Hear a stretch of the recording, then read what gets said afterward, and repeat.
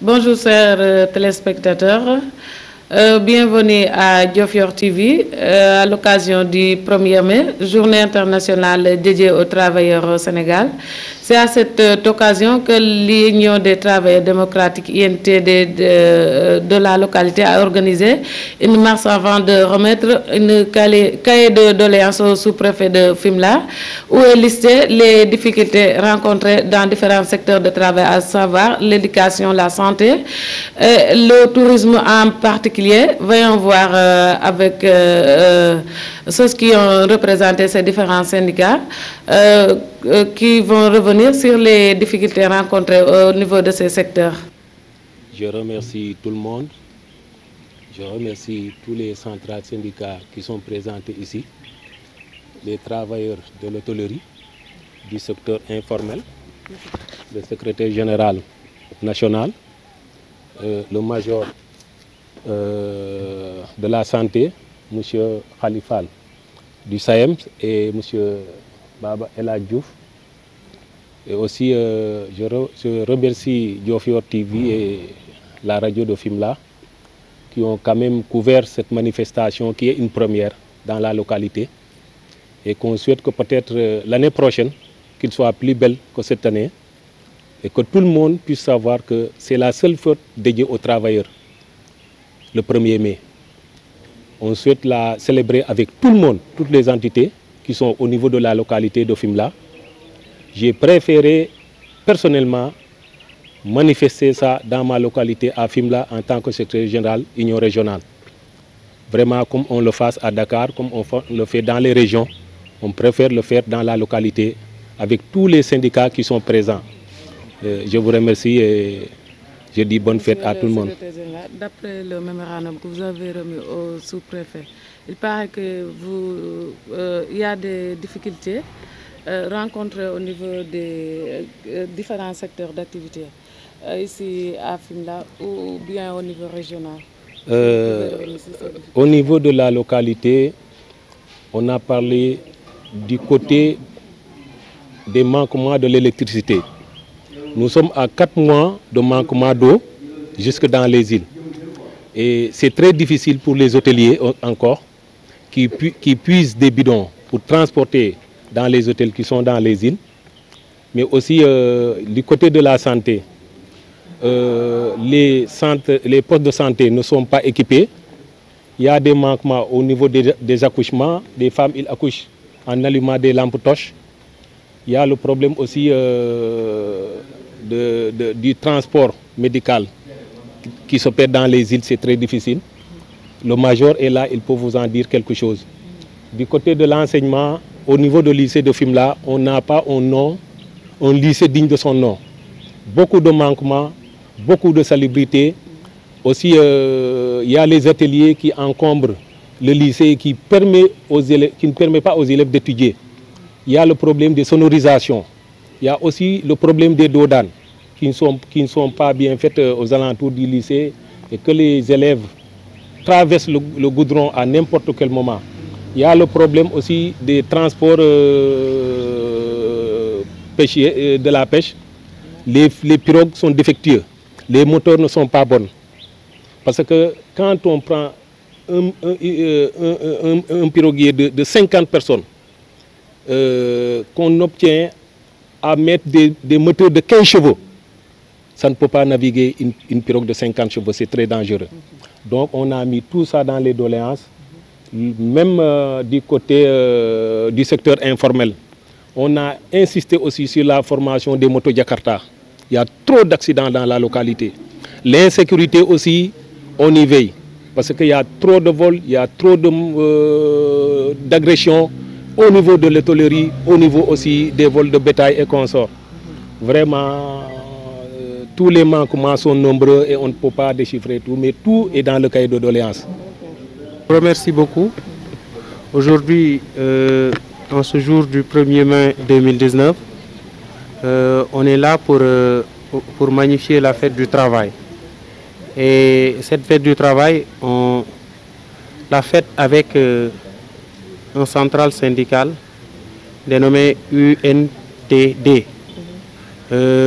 Pourquoi? Parce que nous pensons que l'unité syndicale est l'avenir du syndicalisme. Et nous avons fusionné nos préoccupations qu'on a condensées dans ce mémorandum qu'on a remis au sous-préfet. Dans le secteur de l'éducation, il y a beaucoup de choses encore à faire. Ici, au niveau du lycée de Fimela, nous avons une insuffisance de salles de classe. Nous avons un budget insuffisant parce que le lycée grandit de jour en jour et les effectifs sont pléthoriques. En plus de ça, le lycée doit être capacité en termes de moyens, mais également en termes de technique, en termes de compétences. Parce que le budget est insuffisant, la formation du personnel n'est pas continue.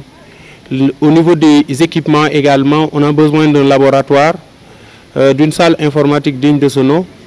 On a besoin également d'une salle multimédia.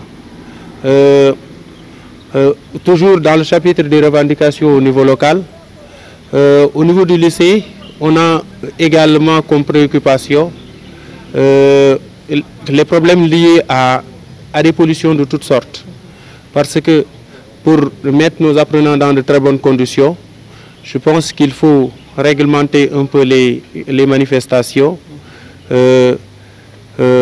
pendant les jours ouvrables, mais également respecter la réglementation dans le secteur de l'éducation qui interdit l'implantation d'ateliers qui polluent un peu l'environnement scolaire.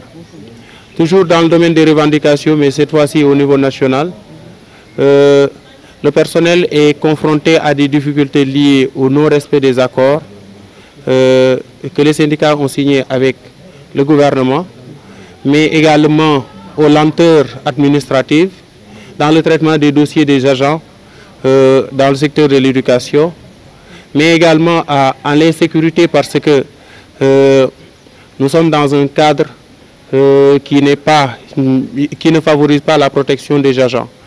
En plus de ça également, je pense que nous pouvons mettre dans ce chapitre des revendications toujours un volet social parce que depuis qu'on est là, nous plaidons pour des mesures accompagnant les enseignants à travailler ici et à demeurer ici.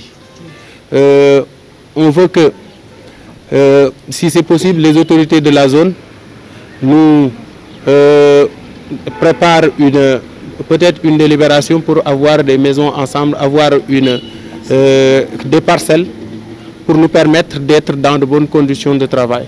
Je pense que on ne peut pas citer tous les manquements, mais en ce premier mai, comme c'est un début, on a jugé nécessaire de mettre ces revendications au niveau du mémorandum. Aujourd'hui, c'est le 1er mai, jour fête du travail, comme à l'accoutumée et comme le font dans les autres horizons, à Dakar et dans les autres régions. C'est une fête que doivent fêter les travailleurs de tous bords. Ici, la plupart des travailleurs sont des ouvriers, mais comme c'est un intersyndicat qui est là, donc je tiens à vous remercier et vous souhaiter d'abord une belle fête. Et vous dire que j'ai bien reçu le mémorandum et je vais transmettre ça à qui de droit.